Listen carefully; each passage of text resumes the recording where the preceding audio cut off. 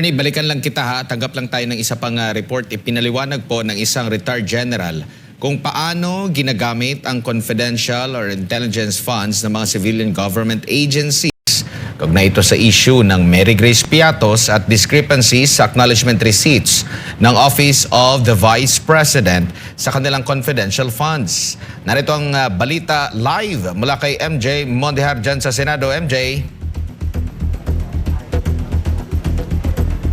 Almar at sa ating mga kababayan nanonood ng live, pare-pare tayo nakaantabay sa Day 12 ng nagpapatuloy na impeachment saga dito po sa Senado at dito na ang usapin ay nasa Article 1 o ang alleged misuse ng confidential funds ng Office of the Vice President. Sa panayam ng SMNA News ay ipinaliwanag ni retired Brigadier General Carlos Kita ang dynamics sa paggamit ng confidential funds ng civilian agencies. Sa Day 11 kasi ng impeachment trial ay inungkat ang paggamit ng confidential funds ng Office of the Vice President. Sakop ito ng Article 1 ng reklamo laban sa bise o yung alleged misuse ng confidential funds. Sa trial na isiwalat na 70,000 pesos na halaga ng mga gamot ang natanggap ng isang nagngangalang Mary Grace Piatos. Pero ayon kay General Kita, pseudonym ang Mary Grace Piatos at standard sa intelligence operations ang paggamit ng alias na mga espiya o asset ng gobyerno. Sa mga intelligence operation kasi, gumagamit talaga ng mga aliases, ng mga codes. Kasi very risky dahil yan, mga agent yan. Mga informant na pag nalaman ng kabila, and meron ng instance na ganyan, no? Nung may isa kayong kasama na nagkwento niyan na nung na-reveal yung pangalan nung informant, dati code lang or alias, pinilit nung OPAP na ilabas. O yung commander siya ng isa sa mga commander ng NPA. A week after, o less than a week, nung malabas yung tunay na pangalan, itinumba. So yun yung mga yung Mary Grace Piatos, obvious na alias yan. At saka yung mga amount na na-receive nila. In fact, may mga agent na tumatanggap ng malalaking halaga. Maliliit pa nga yun 70,000. Yung kung ikaw ay halimbawa DPA, buhay ang nakataya dyan. May mga agent contract yan, no? Ginagawa. I'm sure merong tunay na tao yan. Naungkat din sa Day 11 ng trial na may discrepancy sa petsa ng small mish receipts o AR sa OVP confidential funds. December 2022 kasi na-release ang 125 million pesos na pondo pero may mga AR daw na year 2023 na issue. Sa ni General Kita, may tinatawag raw na obligated at liquidated funds sa fund utilization. Kasi dapat maintindihan ng tao yung tinatawag na obligated funds at saka yung liquidated funds. Pag obligated, halimbawa yung fourth quarter, nai-allocate mo na. O ito, pag gagamitan to, payment ito sa agent. Na siya, on his own, gumamit na siya ng pera niya.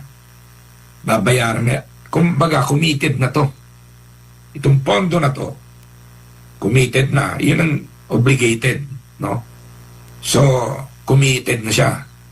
Hindi pa nagagastos, pero obligated na. Kumbaga sa contract, nagkapirmahan na kayo ng contract. So ngayon, ang susunod niyan is yung liquidation, no? Yung liquidation, ito na yung talagang payment itself. Pwedeng mangyari yan and talagang nangyayari yan sa lahat ng ahensya ng gobyerno. At mga kababayan, umaasa naman si General Kita na mas marami para sana na retired generals o military personnel ang magpaliwanag, lumitaw at magpaliwanag sa dynamics nga ng paggamit ng intelligence funds. At umasa din siya na sana raw hindi puwersahin, palitawin sino itong si Mary Grace Piatos at pag lumitaw na yan sa Senate investigation o sa impeachment trial, magkakaroon daw niya ng problema sa buhay dahil masusunog daw yung identity ng espiya na binayaran ng gobyerno para tumulong nga sa intel operations. At abangan natin ang mga ganap sa Day 12 na nagpapatuloy na pagdinig dito po sa Senate impeachment trial. Para sa Diyos at sa Pilipinas kung mahal, balik sa inyo sa studio. Maraming salamat si partner MJ Mondihar live mula dyan sa Senado.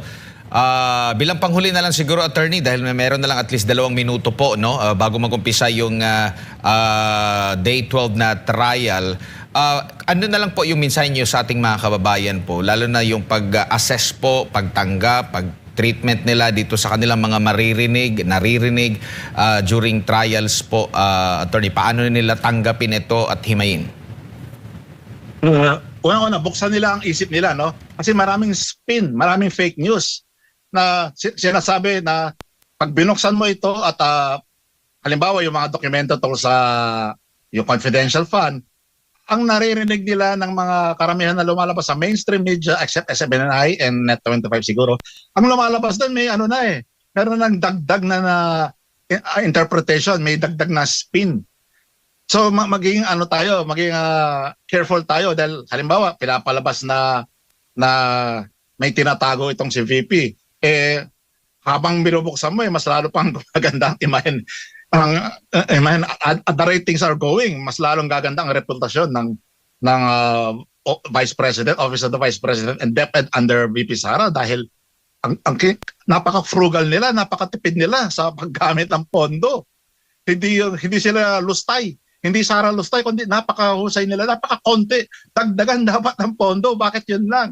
Ang pondo sa anti-insurgency, lumalabas na kulang ang Kongreso, na kulang. Bakit yun lang ang binigay na funding for anti-insurgency under the management of VP Sara before, no? Attorney, dagang salamat. Maraming salamat po sa inyong oras at panahon. Sa ulitin po, ingat po kayo.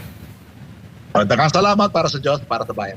Maraming salamat si Attorney Melchor Magdamo, legal consultant po ng United People's Initiative. Atin pong nakasama po mga kapartner. Any moment po ay mag-uumpisa na itong day 12 ng impeachment trial po kay Vice President Sara Duterte. Nakikita na natin sa ating mga screens na andyan na po yung magkabilang panig, yung depensa at prosekusyon. Yung prosekusyon, bit-bit nila kanina ang mga boxes. May nakalagay pa na confidential funds, and at the same time inaantay na lang natin dahil ganap na pong 10:00 ng umaga at eto na, nandyan na po ang mga senator judges. Puntahan natin ang mga kaganapan dyan sa Senado.